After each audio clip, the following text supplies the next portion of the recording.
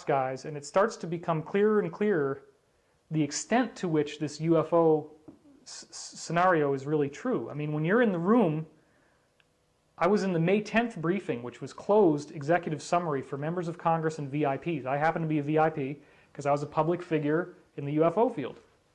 Didn't have any money, wasn't really well known, but fine. So that event really transformed me and got me my first exposure to black ops people. One guy who had a reading, Winfrey, wanted to write a book, and it didn't happen until years later that I allowed this to be done, but we finally wrote this book called The Reincarnation of Edgar Cayce. And I didn't want to give him a very good picture of me because I didn't want my face to be the cover, so they used the picture, but it had to be really small inside this little nebula. And this book sold pretty darn well for a while. For a while, this was the third best-selling title in Frog's entire New Age catalog. As I went on and got more involved with my source, I realized that I was in contact with this same source, Ra. Now this is, if you think we've gone off the deep end before now, just you wait, because we're only getting started. This source said that it is in the sixth dimension, or sixth density, and that at that level, we all have a higher self, which is this part of us millions of years more evolved than we are, which travels back in time to help us get to the future, to help us spiritually grow. Because let's say that you have a future self that you're going to be, and here's who you are now. And there's a finite number of steps that you have to make to get from here to there. Well, the steps can't be changed, but what if it's like an accordion and you can fold time so that you can make those steps in shorter amount of linear time? That's what the higher self's job is, to teach you spiritually so that you can get there faster. Well, they said that they're at the sixth dimensional level where the higher self is. At that point, you have an entire planet worth of beings who have fused into one consciousness. But it's not like the Borg, like the nasty hive mind thing. This is a positive thing where everybody's thoughts are one. They said they originally started out on the planet Venus 1.5 billion years ago, that it was like Earth and it had people like us, that they evolved and they grew through fourth dimension, fifth dimension. They were now in the sixth dimensional level.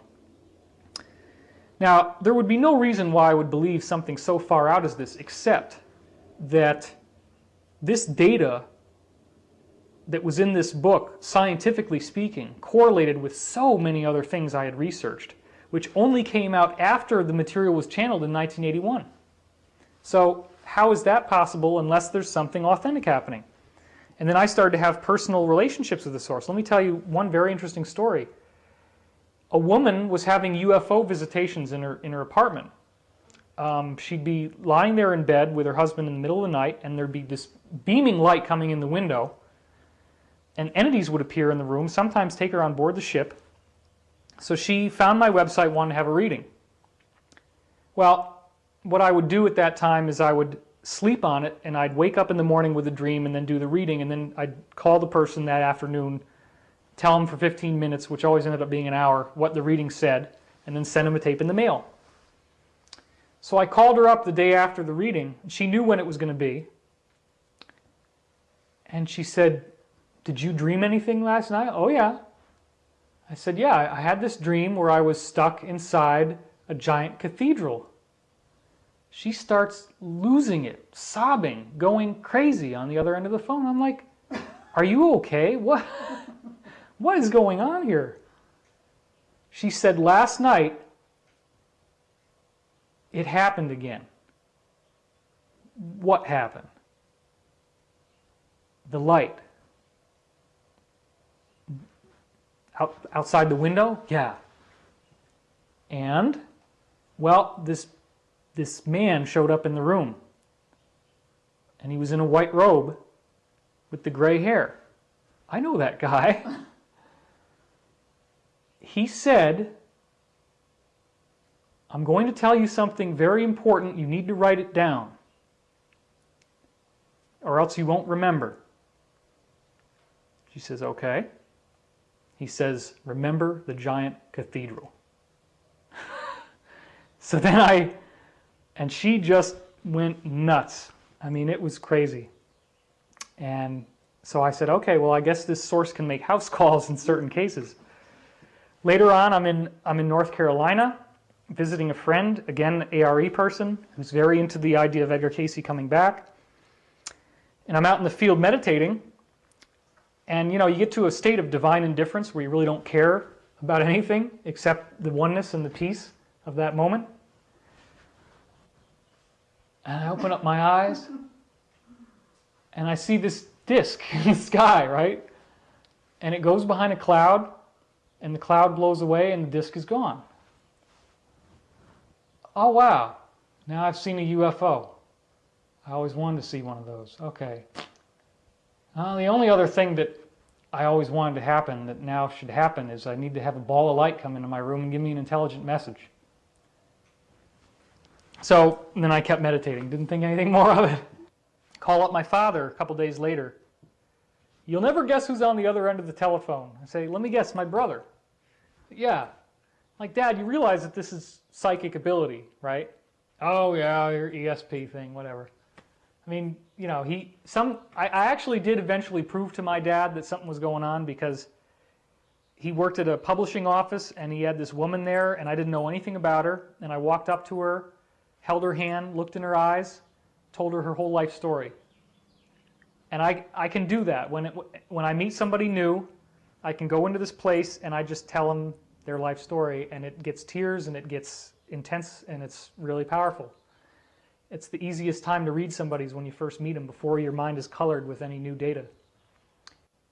So my brother is talking on the other line, and I say, yeah, I had this really cool thing where I was out in the field meditating, and I see this tiny little disc looking thing, like a metallic thing, and it went behind the cloud, and the cloud blew away and it was gone. And if it was an airplane, it would have kept on going, but it disappeared.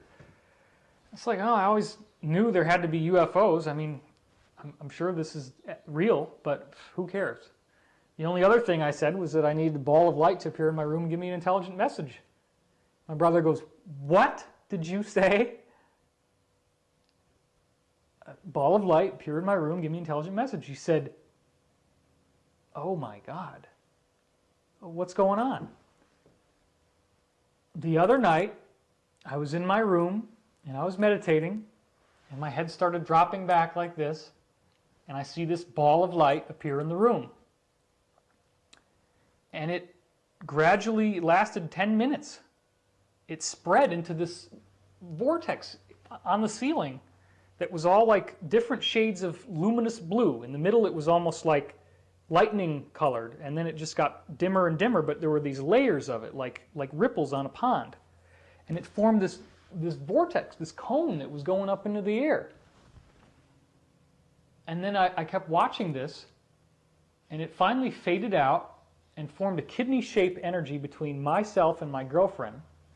She had had insomnia, and after this happened, she was able to sleep every night without any trouble.